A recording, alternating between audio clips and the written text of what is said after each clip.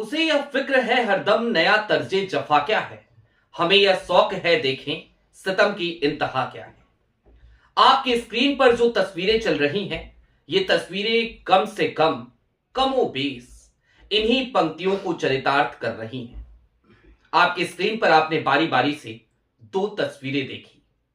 पहली तस्वीर में आपने देखा देश के नेता प्रतिपक्ष राहुल गांधी सड़कों पर पैदल चल रहे हैं। ये जगह है भगीरथपुरा, इंदौर का वही भगीरथपुरा जहां निकम्मी सरकार की वजह से लोग अपनी जान खोते गए, काल के ग्रास में समाते गए। और दूसरी तस्वीर जो आपने देखी, ये तस्वीर इस बात की बानगी है कि आज की तारीख में देश की सरकार और प्रदेश की सरकार दोनों नहीं चाहती थी कि राहुल गांधी भगीरथपुरा की गलियों में जा सके, लोगों से मिल सके। पूरी भगीरथपुरा को पुलिस छावनी में तब्दील कर दिया गया था। राहुल गांधी से यह भी कहा गया था किसी के घर में ना जाए। उसके बावजूद राहुल गांधी ने अपनी गाड़ियों का काफिला छोड़ा, गलियों में उतरे, पैदल चले, लोगों के घरों में भी गए और लोगों से मुलाकात भी करी। सारी बातें जरा विस्तार से करेंगे और समझने की कोशिश तो यह भी करेंगे कि आज जब बात इंदौर पे होनी थी तो कैसे राहुल गांधी के इस अभियान के बाद और इस असफलता के बाद अपने पुलिस के कि उनकी पुलिस राहुल को रोक नहीं पाई, पर्ची वाले मुख्यमंत्री कैसे हड़बड़ा गए, कैसे बौखला गए और कहां फिर इतिहास में घूमने लगे। नमस्कार, मैं स्वप्निल और आप मुद्दा देख रहे हैं। दोस्तों, आगे बढ़ें उससे पहले वही छोटी सी अपील। मुद्दा इन दिनों एक गंभीर आर्थिक संकट से जूझ रहा है। एक तरफ हमारे मेन बैंक अकाउंट्स फ्रीज चल रहे हैं, तो दूसरी तरफ हमारे 2.5 साल पुराने चैनल को लंबे समय तक हमसे छीन कर रखा गया था। ऐसे में डे टू डे ऑपरेशंस में रेवेन्यू पे असर पड़ने की वजह से मुद्दा को काफी मुश्किलों का सामना करना पड़ता है। लिहाजा आपसे गुजारिश है, यदि आप चाहें तो स्क्रीन पर दिख रहे क्यूआर कोड या फिर के नीचे दिख रहे यूपीआई नंबर के जरिए मुद्दा की छोटी छोटी मदद जरूर कीजिएगा। अब आगे बढ़ते हैं और सबसे पहले आज क्या क्या घटित हुआ और क्या क्या षड्यंत्र रचे गए, जरा उन दोनों चीजों को बारी बारी से समझने की कोशिश करते हैं। राहुल गांधी का आज का दौरा पहले से तय था। राहुल इंदौर पहुंचने वाले थे। राहुल की सभा को मध्य प्रदेश सरकार, मध्य प्रदेश प्रशासन, इंदौर प्रशासन, उन्होंने अनुमति नहीं दी थी। ऐन वक्त पे परमिशन कैंसिल कर दिया गया कि राहुल गांधी यहां पर आकर किसी भी तरीके की कोई सभा नहीं कर सकेंगे। उसके बाद आमतौर पर कोई नेता होता है तो वो कहता है कि जाऊंगा, भाषण नहीं दे पाऊंगा, सरकार पे खींच नहीं निकाल पाऊंगा, तो क्या करने ही जाऊंगा। लेकिन राहुल ने कहा नहीं, वहां भाषण देने तो नहीं जा रहा था, जा रहा था इंदौर के भगीरथपुरा के उन लोगों से मिलने जिन्होंने अपनों को खो दिया, या फिर उन लोगों को ढाढ़स बंधाने जिनके अपनों के बचने की उम्मीद आज भी बाकी है, जो आईसीयू में वेंटिलेटर पर है। राहुल गांधी इंदौर पहुंचे, सबसे पहले बॉम्बे अस्पताल पहुंचे, वहां पर परिजनों से मुलाकात करी जिनके लोग एडमिट थे, हालचाल जाना, स्टेटस रिपोर्ट लिया। पार्टी की तरफ से 1 लाख रुपए की मदद भी सभी को प्रोवाइड कराई और उसके बाद राहुल गांधी बॉम्बे हॉस्पिटल से भगीरथपुरा पहुंच गए। भगीरथपुरा में मैं आपको पहले बता चुका हूं, पूरी तरीके से पुलिस छावनी में तब्दील कर दिया गया था भगीरथपुरा को। और कुछ इंटरनल सोर्सेस तो यह भी कहते हैं कि कई लोगों को यह कहा गया था कि राहुल से कुछ खास कहना नहीं। लेकिन बात यह है ना, जो मैंने आपको पंक्तियां शुरू में सुनाई थी, ये पंक्तियां दरअसल भगत सिंह के आखिरी खत की पंक्तियां हैं। उन्होंने ये गजल लिखा था अपने आखिरी खत में। उसे यह फिक्र है हरदम नया तर्जे जफा क्या है, हमें यह शौक है देखे सितम की इंतहा क्या है। तो लोग अपने घरों से निकले, राहुल तक पहुंचे, राहुल से मिले और राहुल भी अपनी गाड़ी से निकले, पैदल चले, लोगों से मिले। लेकिन जब राहुल इंदौर में थे, लोगों से मिल रहे थे, तब उस प्रदेश के पालनहार क्या कर रहे थे?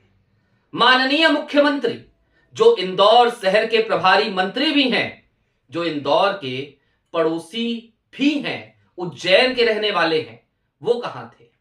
जाहिर सी बात है, भोपाल में थे। भोपाल में एक पत्रकार ने मोहन यादव से एक सवाल किया, पूछ लिया कि मोहन जी, आज राहुल जी इंदौर में गए हैं, आप क्या कहिएगा? और इस पर वो भोपाल गैस त्रासदी को लेकर बात करने लगे। सुनिए जरा बेशर्मी का ये आलम भी। अपनी सरकार की गलतियों पर पर्दा डालने के लिए भला कब तक इतिहास याद करते रहेंगे ये तमाम लोग? सुन लीजिए पहले खुद ही है। लेकिन आश्चर्य है, कांग्रेस ने एक के बाद एक पाप की। पहले तो इस क्षेत्र को लावारिस छोड़ दिया, यहाँ जहर पड़ा रहने दिया, और इस जहर के निष्पादन को लेकर के भी वो टालामटोली करते रहे। कांग्रेस ने न केवल यहाँ लोगों को मरने के लिए छोड़ा, बल्कि उससे बड़ा पाप यहाँ के इस यूनियन कार्बाइड के मालिक एंडरसन को भगाने में भी कांग्रेस के ही लोगों ने बड़ी मदद की। राहुल गांधी को माफी मांगना चाहिए। अपने उस शासनकाल को लेकर के उनके ही जवाबदार दादी और पिता के शासनकाल के समय में भी ये कलंक बना रहा। मनमोहन सिंह की सरकार में भी यहाँ पर कुछ नहीं किया गया। सुना आपने मोहन यादव को। अब राहुल गांधी ने आज उस सवाल का भी जवाब सीधे तौर पर भारतीय जनता पार्टी के तमाम लोगों को दे दिया, जो लोग बीते कुछ दिनों से ये कह रहे हैं कि कांग्रेस इंदौर के मामलों को पॉलिटिसाइज कर रही है, उस पर राजनीति कर रही है। कैलाश विजयवर्गीय, जो वहां के विधायक भी हैं, नागरिक प्रशासन मंत्री भी हैं, उन्होंने तो यहां तक कह दिया था कि कांग्रेस को चाहिए अपनी इस बेशर्मी पे माफी मांगे। लेकिन इन सब के बीच मोहन यादव ने भी कुछ कहा था। मोहन यादव ने तो धमकाया था राहुल गांधी को, कहा था इंदौर में राजनीति नहीं करने दूंगा, लाशों पे राजनीति नहीं करने दूंगा। राहुल गांधी वहां पहुंचे तो इन तमाम सवालों का जवाब बड़े सधे हुए अंदाज में दिया, क्योंकि एक सवाल आ गया था। सवाल सीधा सा था। एक पत्रकार ने पूछा, राहुल जी, भाजपा कह रही है, सरकार कह रही है, आप राजनीति कर रहे हैं। राहुल ने क्या जवाब दिया वो सुनिए।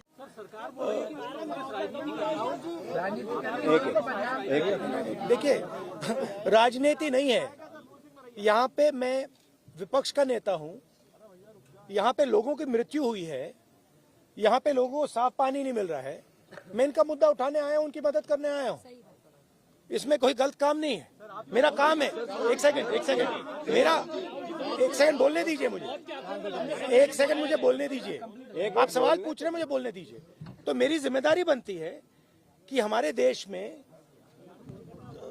लोगों को साफ पानी नहीं मिल रहा है और मैं इनकी मदद करने यहाँ आया हूँ, इनके साथ खड़े होने आया हूँ। आप इसको जो भी कहना चाहते हैं कह लीजिए, राजनीति कहना चाहते हैं, जो भी कहना चाहते हैं कह लीजिए, मुझे फर्क नहीं पड़ता है। मैं इनके साथ यहाँ खड़ा हूँ और इनको आप साफ पानी दिलवाइए। धन्यवाद। सुना आपने। कुल मिलाकर राहुल ने जो कहा, अगर उसे दूसरे चश्मे से देखा जाए या फिर कि बड़े पैमाने पे देखा जाए या उसका विश्लेषण किया जाए, तो फिर मैं एक ही बात कह सकता हूं। इस देश में जब प्रधानमंत्री डमरू बजा रहा है, इस देश में प्रधानमंत्री जब डंका पीट रहा है, तो क्या इस देश की सरकार यह चाहती है कि लीडर ऑफ अपोजिशन भी डमरू बजाए और डंका पीटे? Leader of opposition Rahul Gandhi है, वो अपना काम कर रहे हैं। इस देश के किसी भी कोने में कहीं पर भी किसी भी तरीके की कोई त्रासदी हो तो राहुल की जिम्मेदारी है वो वहां जाएं, वहां के मुद्दे उठाएं, वहां के लोगों को ढाढ़स बंधाएं। राहुल तो इससे एक कदम आगे बढ़कर अपनी तरफ से 1-1 लाख रुपए की डोनेशन भी दे रहे हैं, मदद कर रहे हैं, चैरिटी कर रहे हैं। तो फिर भला सरकार के पेट में दर्द क्यों हो रहा है? ये लीडर ऑफ अपोजिशन का काम है। अगर सरकार निकम्मी नखादी है, अगर सरकार अपना काम नहीं कर पा रही, तो क्या लीडर ऑफ अपोजिशन भी अपना काम ना करे? क्या राहुल गांधी भी अपना काम ना करे? ये सीधा सा सवाल राहुल के उस जवाब से ही निकलता है, और इस सवाल का जवाब तो देश की सरकार को देना चाहिए। लेकिन क्या ही देगी ये सरकार जवाब? इंदौर में कहीं 24 तो कहीं 27 का आंकड़ा आ गया, और साहेब का पूरा इकोसिस्टम यही कह रहा है, हाई कोर्ट में जाकर पहले कहा 4 फिर कहा 6, इनके आंकड़े बढ़ ही नहीं रहे। ना जाने कहां फ्रिज हुए जा रहे हैं। समझ ही नहीं आ रहा कि भला आज की तारीख में इस देश की जनता को भारतीय जनता पार्टी ने किसके भरोसे छोड़ रखा है। कई बार तो लगता है राम मंदिर बन गया तो शायद राम के भरोसे ही छोड़ रखा होगा। लेकिन शुक्र है इस देश में एक नेता प्रतिपक्ष है जो कम से कम जनता के बीच जाता है, जनता के साथ खड़ा होता है, जनता के मुद्दे उठाता है और उन मुद्दों पर सरकार से सवाल भी करता है। आपकी क्या राय है हमें कमेंट बॉक्स में जरूर बताइएगा। अभी के लिए दीजिए इजाजत। चलते चलते फिर वही अपील, चैनल पे नए हो तो सब्सक्राइब करते हुए जाइएगा, सक्षम हो तो छोटी छोटी मदद मुद्दा की जरूर कीजिएगा। बहुत शुक्रिया।